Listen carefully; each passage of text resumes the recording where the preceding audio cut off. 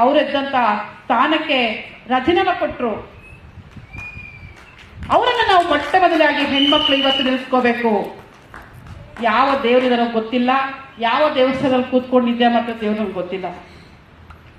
ಅವತ್ತೇನಿದು ಬಾಬಾ ಸಾಹೇಬರು ನಿಂತ್ಕೊಂಡು ನಮ್ಗೆ ಇವತ್ತು ಸಮಾನ ಹಕ್ಕು, ಸಮಾನ ವೇತನ, ಸಮಾನ ಶಿಕ್ಷಣ.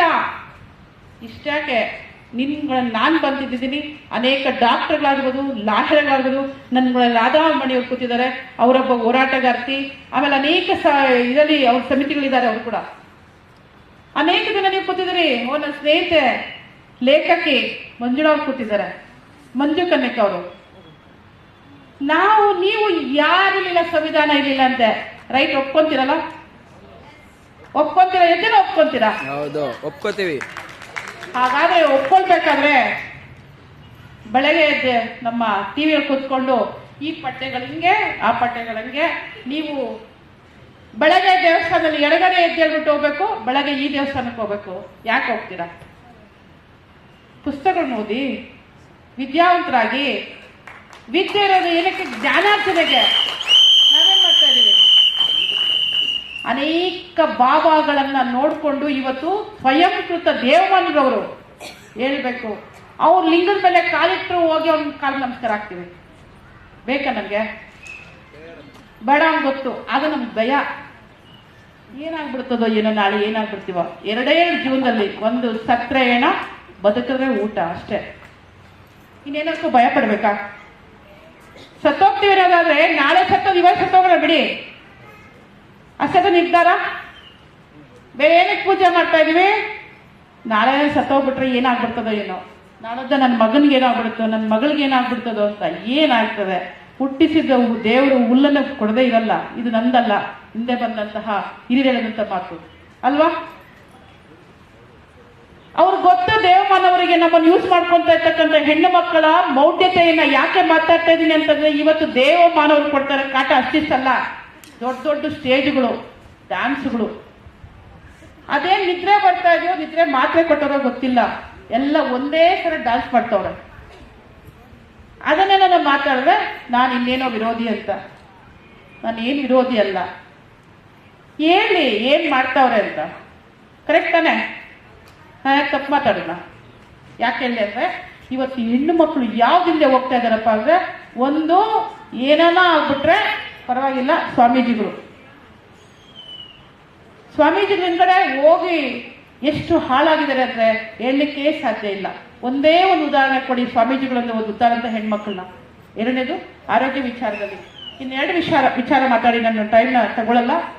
ಆರೋಗ್ಯ ವಿಚಾರದಲ್ಲಿ ಎಲ್ಲರೂ ಕೂಡ ನನ್ನ ಹೆಣ್ಮಗಳು ನನ್ನ ಹತ್ರ ಬಂದಿದ್ರು. ಒಂದು 10 ದಿವಸಗಳ ಆಫೀಸಿಗೆ ಬಂದಿಲ್ಲ. ಕೇಳಿದೆ ಯಾಕಮ್ಮ ಅಂತ. ಮೇಡಮ್ ತಾಯ್ತ ಕಟ್ಟಿಸ್ಕೊಂಡು ಹೋಗಿದ್ದೆ. ಯಾವ್ರಮ್ಮ? ಅದೆಲ್ಲೋ ಹೇಳಿದ್ಲಿ. ಅವನೇನು ಸತ್ತವನ ಬದುಕೋನು ಯಾವನವನು ಅಂತ ಕೇಳಿದೆ. ಹೇಳಿದ್ಲು. ಆಮೇಲೆ ನಿನ್ನೆ ಬಂದಾಗ, ಮೇಡಮ್ ಯೂಟ್ರಸ್ ಅಲ್ಲಿ ಸ್ವಲ್ಪ ಏನೋ ಇನ್ಫೆಕ್ಷನ್ ಆಗಿದೆ ಅಂತ ನಾನು ಡಾಕ್ಟರ್ ಹತ್ರ ಹೋಗಿದ್ದೆ ಅಂತ. ಅದೇ ಕೆಲಸ 2 ತಿಂಗಳ ಹಿಂದೆ ಮಾಡಿದ್ರೆ ಇವತ್ತು ಬಹುಶಃ ಅವಳಿಗೆ ಇನ್ನು ಸ್ವಲ್ಪ ಆರೋಗ್ಯ ಚೆನ್ನಾಗಿತ್ತು. ದಯವಿಟ್ಟು ಹೆಣ್ಮಕ್ಳು ಕಾಲಕ್ಕೆ ತಪಾಸಣೆ ಮಾಡಿಸ್ಕೊಳ್ಳಿ, ಆರೋಗ್ಯ ತಪಾಸಣೆ ಮಾಡ್ಕೊಳ್ಳಿ. ಯಾವುದೇ ಡಾಕ್ಟರ್ ಆದ್ರೂ ಪರವಾಗಿಲ್ಲ, ಒಂದು ನಂಬಿಕೆ ಡಾಕ್ಟರ್ನ ಇಟ್ಕೊಂಡು ಆ ಡಾಕ್ಟರ್ ಹತ್ರ ತೋರಿಸ್ಕೊಳ್ಳಿ. ಈ ದೇವಮಾನರು ಇವರೆಲ್ಲ ಸುಳ್ಳು. ಅವರೆಲ್ಲ ಗೊತ್ತಿರೋರಿಗೆ ಸತ್ಯಗಳು ಹೇಗೆ ಬದುಕಬೇಕು, ದುಡ್ಡನ್ನು ಮಾಡಬೇಕು ಅಂತ. ಅದು ಬಿಟ್ರೆ ಈ ಜಗತ್ತಿಗೆ ಅವರಿಂದ ಏನೂ ಇಲ್ಲ. ಆ ಸತ್ಯಗಳನ್ನು ತಿಳ್ಕೊಳ್ಳಕ್ಕೆ ಹೆಣ್ಣು ಮಕ್ಕಳು ಹೈರಾಣ ಆಗಿ ಇನ್ನು ಏನೇನೋ ಆಗೋಗ್ತವೆ. ಹಾಗಾಗಿ ದಯವಿಟ್ಟು ಈ ರಾಷ್ಟ್ರ ಸಮಿತಿ ಅಂತಹ ಪಕ್ಷದಲ್ಲಿ ನಾನು ಕೂಡ ಮಾತನಾಡಕ್ಕೆ ಸರ್, ನಾನು ಅಷ್ಟು ಪ್ರಬುದ್ಧ ಗೊತ್ತಿಲ್ಲ. ಯಾಕಂದ್ರೆ ರವಿಕೃಷ್ಣ ಅವರಂತಹ ಪ್ರಬುದ್ಧಮಾನರು, ಅವರು ಹೋರಾಟಗಾರರು ತಿಳಿದಿದ್ದಾರೆ. ರವಿಜಾಣಗರ ಇರ್ಬೋದು, ಇನ್ನು ತಿಳಿದಿದ್ದಾರೆ.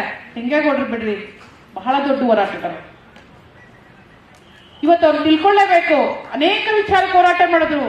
ಅವ್ರು ಲಾಸ್ಟ್ ಸತ್ತಿದ್ದು ಏನಕ್ಕೆ ಅಂದ್ರೆ, ಹೆಣ್ಣು ಮಕ್ಕಳ ವಿಚಾರದಲ್ಲಿ ನಡ್ಕೊಂಡು ಹೋಗ್ತಾ ಇರ್ಬೇಕಾದ್ರೆ ಪಾದಯಾತ್ರೆನಲ್ಲಿ ನಾವು ಏನಕ್ಕೇನಕ್ಕೋ ಪೂಜೆ ಮಾಡ್ತೀವಿ.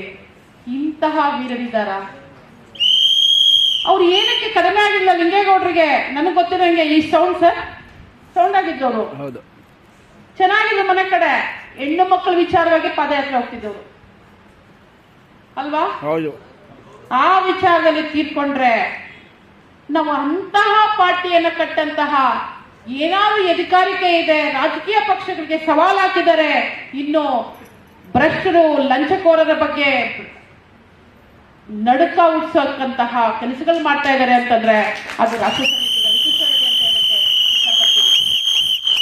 ನಂದು ಒಂದು ವಿಡಿಯೋ ವೈರಲ್ ಆಗಿತ್ತು, ನೋಡಿದ್ರಾ? ಎಷ್ಟು ಜನ ನೋಡಿದ್ರಿ? ಒಂದು ತಿಂಗಳಿನಗಡೆ ಅಸಿಸ್ಟೆಂಟ್ ಕಮಿಷನರ್ದು ಭ್ರಷ್ಟಾಚಾರದ ಬಗ್ಗೆ ನಾನು ಮಾತಾಡಿದ್ದೆ. ಹಾಗಾಗಿ ಭ್ರಷ್ಟಾಚಾರ ಈ ದೇಶದ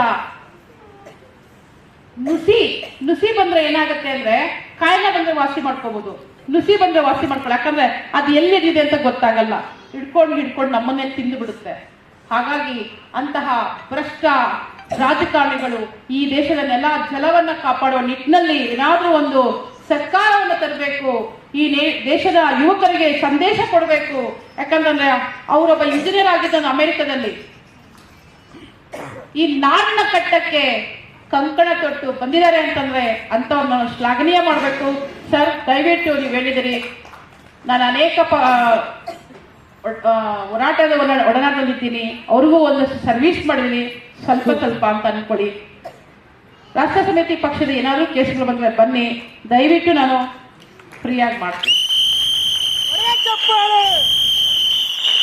ಹಾಗಾದ್ರೆ ನಮ್ಮೊಂದು ವಕೀಲರ ತಂಡವನ್ನ ಕಟ್ಟಲಿಕ್ಕೂ ನಮ್ಗೆ ಬಹುಶಃ ಕಷ್ಟ ಆಗಲ್ಲ, ಆ ತಂಡವನ್ನು ಕಟ್ಟಲಿಕ್ಕೆ ನಿಮ್ಗೆ ನಾನು ಸಹಾಯ ಮಾಡ್ತೀನಿ ಅಂತ ಹೇಳ್ತಾ, ಹಾಗೆ ಮಹಿಳೆಯರು ಯಾವ್ದಾದ್ರು ಆರೋಗ್ಯ ಸಮಸ್ಯೆ ಅಥವಾ ಏನಾದ್ರೂ ಸಮಸ್ಯೆ, ಯಾಕಂದ್ರೆ ಮಹಿಳೆಯರು ಕಂಪ್ಲೇಂಟ್ ಕೂಡ ಬರೆಯಕ್ ಬರಲ್ಲ, ನಿಮ್ಗೆ ಕಷ್ಟ ಆಗಿದೆ, ನ್ಯಾಯಾಲಯದಲ್ಲಿ ಹೆಣ್ಣು ಮಕ್ಕಳ ಕೇಸ್